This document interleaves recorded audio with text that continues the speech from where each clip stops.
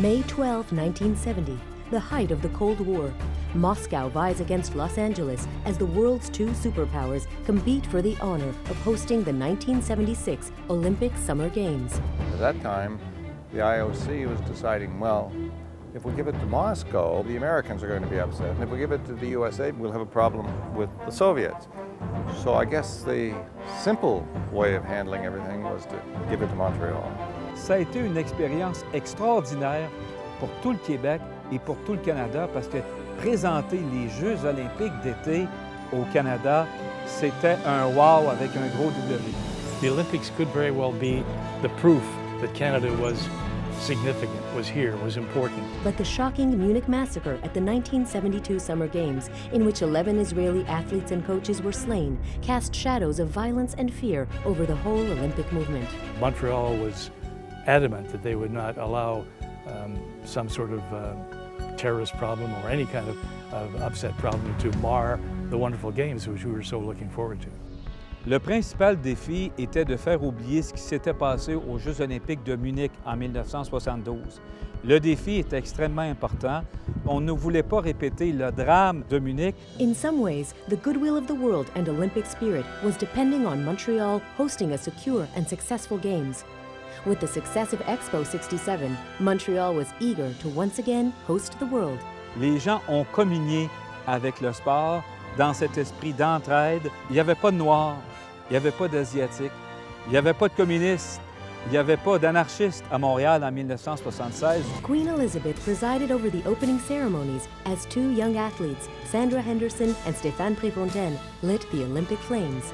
The Canadian Olympic Committee decided that they wanted to represent the athletic youth of Canada, so male and female, both athletes, and to top it all off, we represented Quebec and English-speaking Canada to represent the Anglophones and Francophones.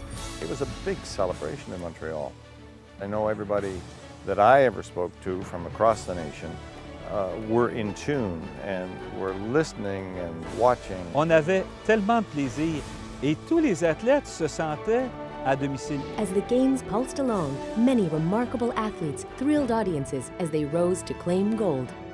Bruce Jenner emerged as the smiling face of American athletics, setting a world record and winning gold in the decathlon.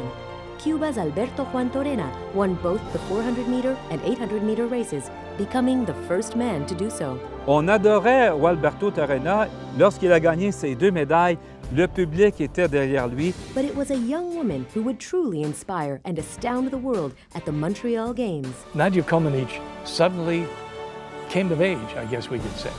She did something in gymnastics was unheard of. Ladies and gentlemen, for first time in the history of the world, a perfect 10!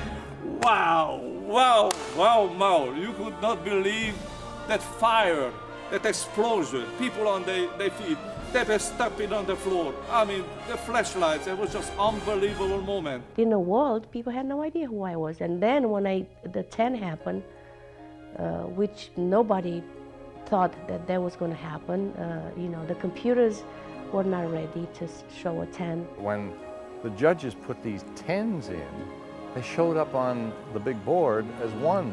And there was a gasp from the audience thinking, oh, she did better than that. Oh, she did. L'atmosphère entourant les compétitions de gymnastique était magique. Le public est devenu complètement hystérique. For a moment, countries divided by the Cold War joined together to root for the teenage wonder. It didn't matter what country you were from. Citizens around the world watched on the edge of their seats, united in cheering for the young girl from Romania. I think that was a great success for me because I did more than I planned to.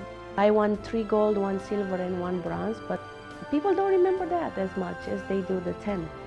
That's like what defined my Olympic glory in '76. If you're getting 7 times that perfect score, had to do something with that perfection. For some people, I'm sure, forever, she'll be the story of the 1976 Olympics. I realized what a legendary thing you have to do, that like the world needs to stop. So you will be remembered, so many years after. Même les gens qui ne s'intéressent pas au sport, tout le monde connaissait Nadia Comaneci.